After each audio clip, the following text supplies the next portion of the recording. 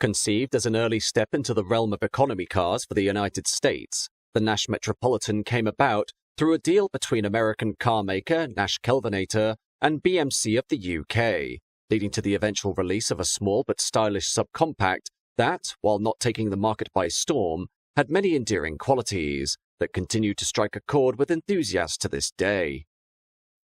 Nash Motors had been formed in 1916 by former General Motors president Charles W. Nash, and was one of a slew of low-level car makers that attempted to eke out a share of the market against the Detroit Big Three of Ford, General Motors and Chrysler, and was able to survive for the first half-century of American motoring with a certain degree of success.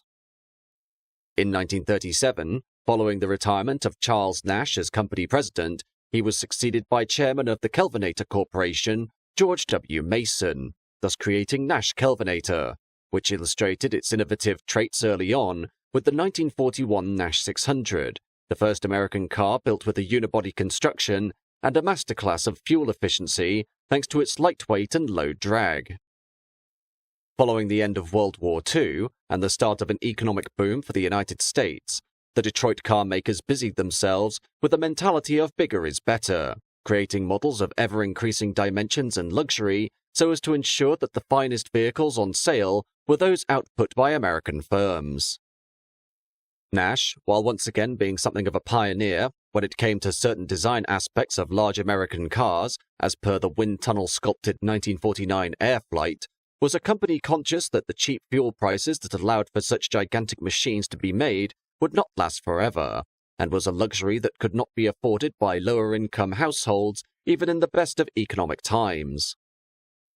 Therefore, the firm's executives were on a mission to examine the possibility of offering American buyers an economical transport alternative, active development of the car beginning in 1949 under the code name Nash Experimental International, with Nash pitching this prospective model at customer clinics as a potential second car, but one that needed to be priced accordingly. From this initial positive feedback of customer clinics, the next step taken by the Nash firm was an unusual one, with thousands of potential buyers being mailed a questionnaire, along with photos of the proposed design, which was mainly the product of independent designer William Flahole, the results of this questionnaire again being very supportive, and thus Nash opted to put the machine into assembly. The NXI design study incorporated many innovative features and attempted to make use of interchangeable front and rear components as well as Nash's advanced single-unit construction, the resultant car being displayed from January 4, 1950 at the Waldorf Astoria Hotel in New York, which continued to support their belief that the machine could be competitive in the marketplace for the right price. A series of prototypes soon followed that included various improvements based on early feedback, such as roll-up glass side windows, a more powerful engine, and a column-mounted transmission shifter with bench seat, the model being renamed to the NKI or Nash-Kelvinator International and featured revised styling that incorporated a hood blister and rear wheel cutouts. In terms of the car's position in the market, the new Nash was to be aimed squarely as a personal use car, the specific classification of which would be a second car for women or an economical commuter vehicle, while at the same time being proposed for sale on the international market for countries with road networks not large enough to easily support regular American cars, such as Asia and Europe. The problem for Nash, like many American car makers, was their lack of experience and tooling when it came to the construction of a dedicated small car from scratch, with the company executives calculating that the retooling costs alone would have far outstripped the entire budget of the project. Thus, the Nash board opted to employ the use of a foreign car builder with experience in the creation of a small family vehicle, this external partner being allowed to use their own existing mechanical components, including engines, transmissions, rear-end suspension, brakes and electrics, leaving only the tooling costs for body panels and other unique components. Among those initially contacted included Fiat of Italy, who were building the original 500 Topolino of 1936, and Standard Triumph of Great Britain, which specialized in creating small cars like the Standard 8, with Fiat developing an artist's impression of how the NKI would be styled should they be chosen to help deliver the machine.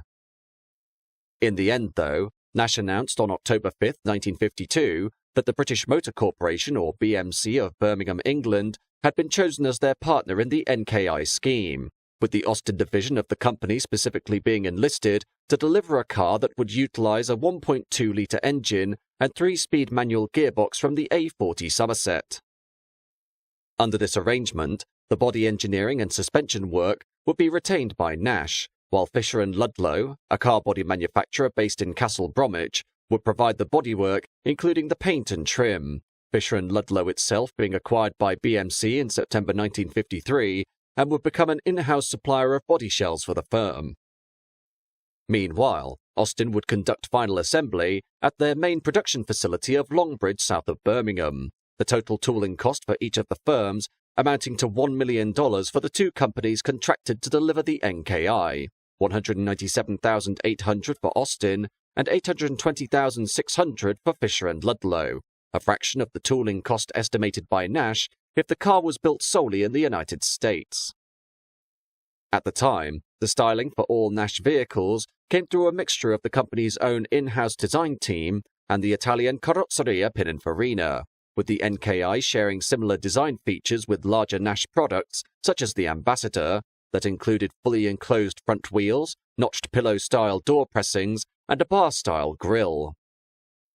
The NKI represented the first time an American-designed car, exclusively marketed in North America, would be entirely built in Europe, and would be a captive import sold through Nash dealers, the first pre-production prototype being delivered by Austin on December 2, 1952, followed by a further 4 units being built at Longbridge prior to the start of production.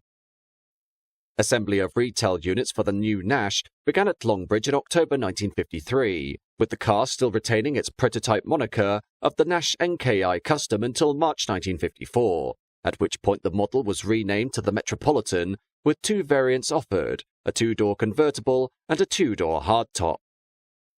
The price, upon its launch in 1954, was $1,469 for the Model 541 2-door convertible and $1,445 for the Model 542 2-door hardtop, with standard equipment for the Metropolitan, including a map light, electric windshield wipers, cigar lighter, and even a Continental-type rear-mounted spare tire with cover. Factory extras included an AM radio, a weather eye heater, and white-wall tires, which were ordered by most customers, while the 2-tone paintwork also came as standard on the hardtop, and the convertible was provided a different coloured soft top, the Metropolitan also being provided Bedford cord upholstery trimmed with leather as a means to give the economy car an extra luxury edge.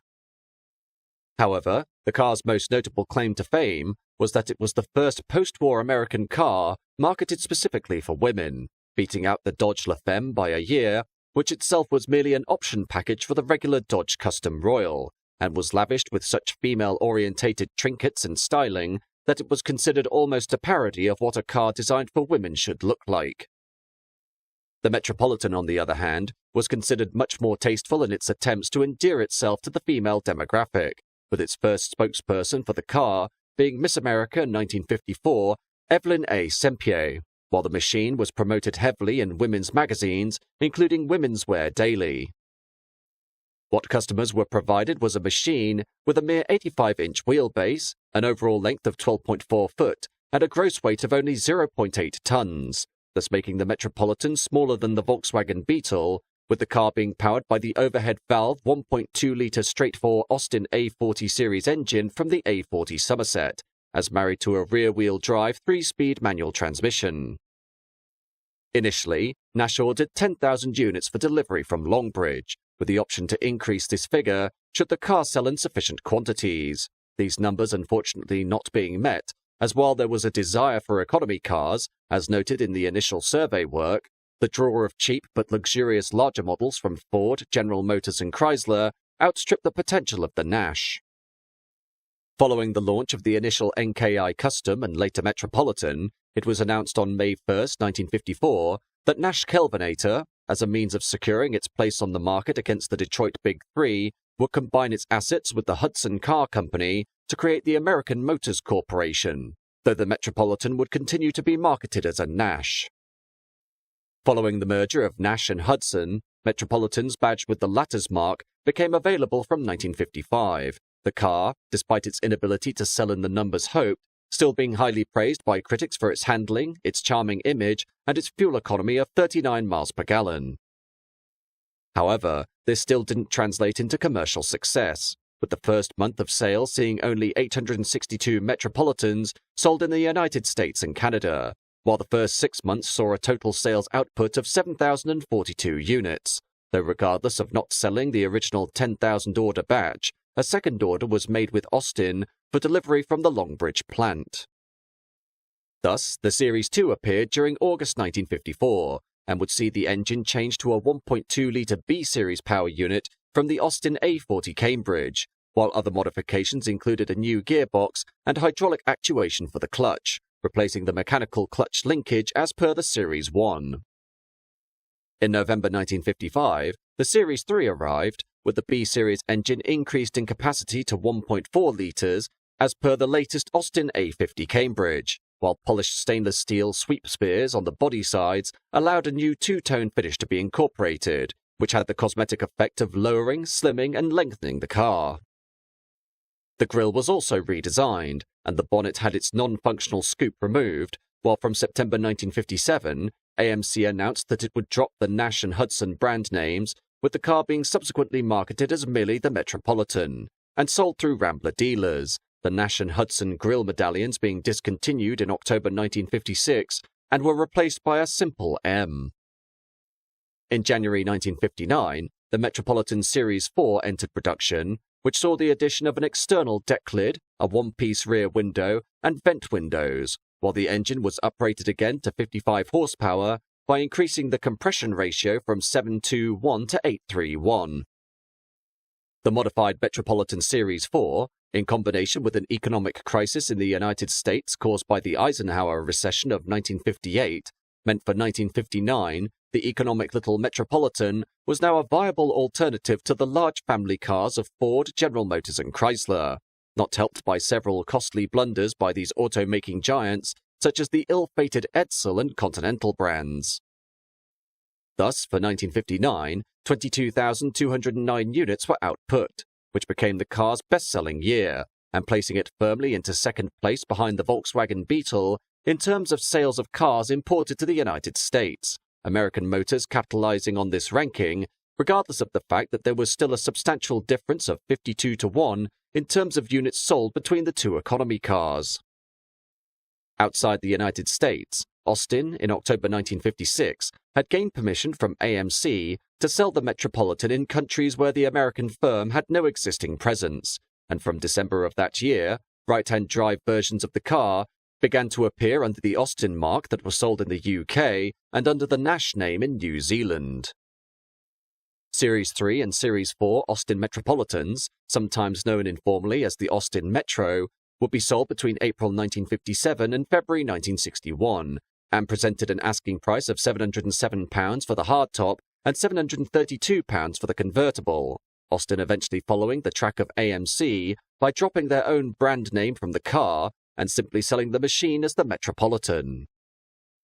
At the same time, the Metropolitan also garnered something of a celebrity clientele, its most notable customer being Princess Margaret Rose, younger sister of Queen Elizabeth II, who was presented one example as a wedding gift in May 1960, while other famous owners included Jimmy Buffett, Bridget Fonda, Paul Newman, and Elvis Presley. Ultimately, regardless of the Metropolitan's sudden last-minute burst in sales during 1959, increasing competition from AMC's own Rambler American models, as well as newly introduced compact cars from the Big Three, meant the car soon lost its market appeal, and the last example came down the production line at Fisher & Ludlow on April 10, 1961. In total, 83,442 examples had been built for the American market, while 11,544 units were shipped to Canada, and 9,400 Austin Metropolitans were also produced for the UK and New Zealand markets, though even before the car had left sales, the Metropolitan had garnered a dedicated following of admirers, attracted to its perfect mixture of style, fuel economy, nippy handling, and compact dimensions.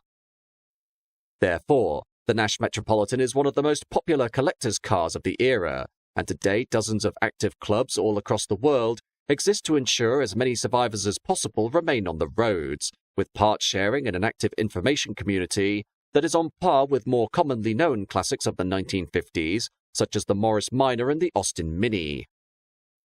To summarize, the Metropolitan is a car that was unfortunately a victim of poor timing when it was originally launched in 1954, as while the machine presented style, performance, comfort, luxury appointment and fuel economy that easily matched or undercut the products of the Detroit Big Three, these facets simply weren't enough to win over the American buying public in the numbers originally forecast.